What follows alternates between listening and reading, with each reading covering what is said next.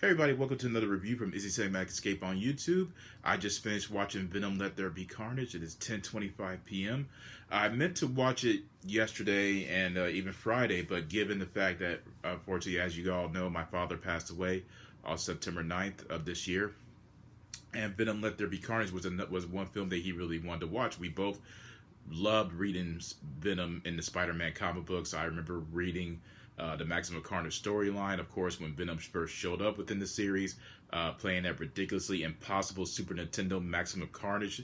I also remember reading Venom solo material, of course, with the animated series. So this was something that was very near and dear to my heart.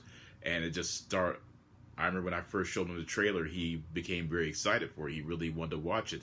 And there was a lot of films he wanted to watch this year, and it was just brought back a stir of emotional memories, and I simply could not watch it Friday or Saturday. I managed to make it tonight actually, to watch it.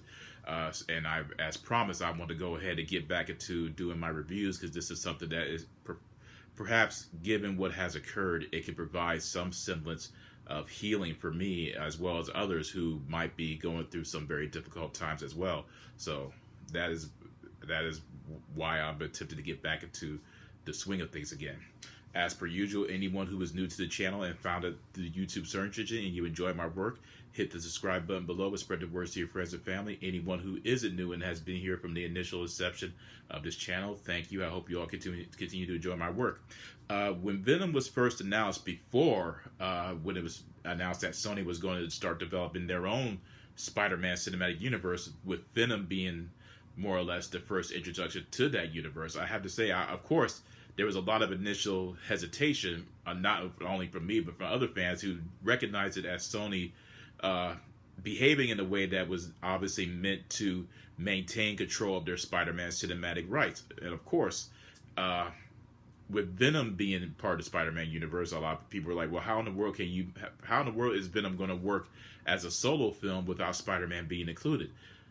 Much to my surprise, and I'm sure others, the first Venom film turned out to be pretty good. I was very surprised. Tom Hardy, if you take Tom Hardy out of that film, there is absolutely no way it is as good or as entertaining as it is. It's the same way with Joaquin Phoenix's Joker. You take Joaquin Phoenix's performance out of Joker, it's just him completely, that film is nowhere near as great as it is.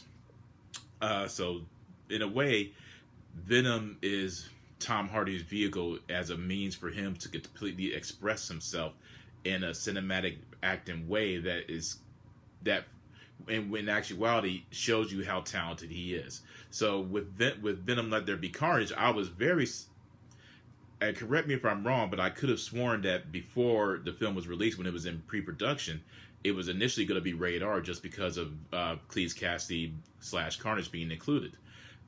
I was very, very, very having, I guess, high expectations for it, because I always loved the character of Carnage, and the fact that he's a serial killer bonded with the symbiote. It just opened up all kinds of possibilities, and I thought it was going to be darker, more horrific, and violent.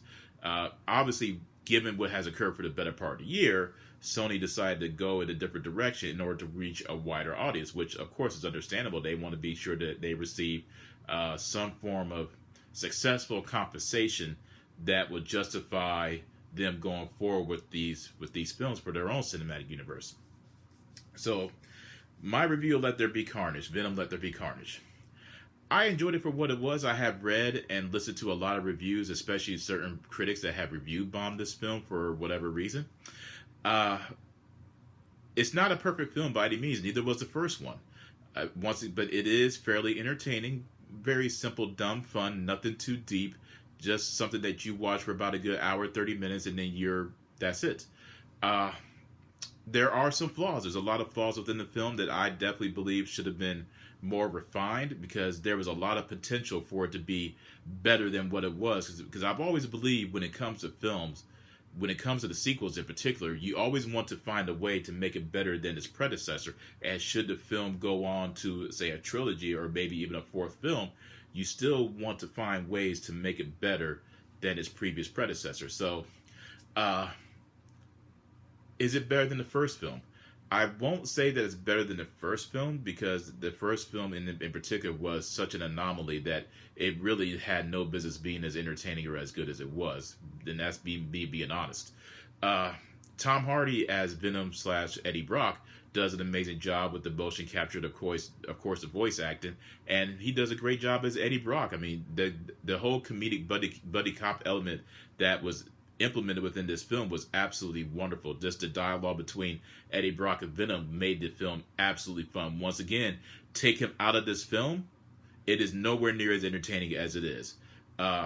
Woody Harrelson as Cletus Cassidy and Carnage was by far, in my opinion, one of the biggest missed opportunities in a film because Woody Harrelson is such a marvelous actor, and if given the proper material with the way Cletus Cassidy is supposed to be portrayed, he would have knocked it out the park. And given what we see of him in this film, he does an amazing job, but he should have been creepier. He should have been remorseless. He should not be sympathetic. He should be a character that has no redeeming qualities whatsoever, and you should not have any form of empathy for him because he is such a repugnant character that you simply cannot fathom the idea, or just the very idea of this individual being bonded with the alien symbiote is frightening enough as it is. So, but I do believe, from what I could tell just watching the film in particular, that there was a lot of material that was possibly cut in order for them to meet the specific rating for it to be able to reach a wider audience.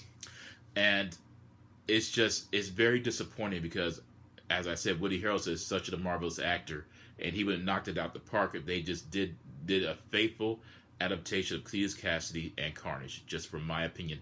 I didn't particularly care for Shriek because, again, I wasn't necessarily a fan of that character from the Maximum Carnage storyline anyway, so I could have, her not being included would have done next to nothing for me. So I would have preferred that she wasn't in the film. I would have just preferred that it just focused on Cletus Cassidy and Eddie Brock, Venom, Carnage. It just would have been better that way for me personally.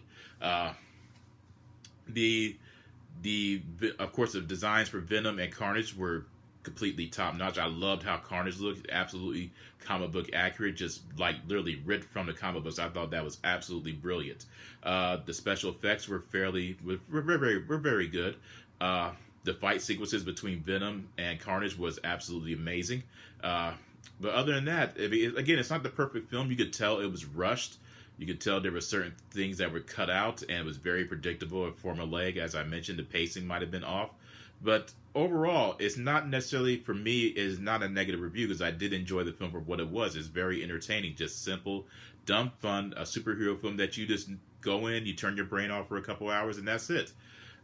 So when it comes to my overall final review, my rating of Venom, Let There Be Carnage, I do believe I have to say also that Andy Serkis did a great job directing, and the cinematography was wonderful, and just how he managed to bring out a wonderful performance out of Tom Hardy, which is to be expected, but how he just brought much more out of him was just wonderful. I did enjoy it. So for my final rating of Venom Let There Be Carnage, I'm going to give it a 7 out of 10. 2 thumbs up, 7 out of 10. Could have been better. Hopefully, if there is a sequel, maybe they'll be able to expand upon that and hopefully make it far more darker and menacing, given that's how Venom is supposed to be from my perspective as someone who's read the comics. But again, this is all my opinion. I'm not trying to say that what I'm presenting here is a gospel, but overall, I did enjoy the film. And obviously, it's spoiler-free, so do not expect any spoilers. And I will say, be sure to stay for the scene during the credits because it opens up a lot more possibilities, and I cannot wait to see exactly what direction they're going to go into. It may be, as a fan, it may be giddy with excitement, so I cannot wait to see what's going to happen. I'm sure some of you probably already know what happened. Hopefully none of it's been spoiled for you. But if it hasn't been spoiled for you, I do recommend Venom Let There Be Carnage. It's fun. It's about what you'd expect. Don't expect anything deeper philosophical out of it, and don't expect to see a lot of carnage. I'll go ahead and put it like that as well. But that is my review of Venom Let There Be Carnage. I hope you guys enjoyed it. I do recommend it. 2 thumbs up, 7 out of 10. That is my review. I hope you guys enjoyed it, and you'll be hearing from me again. Take care, and peace out.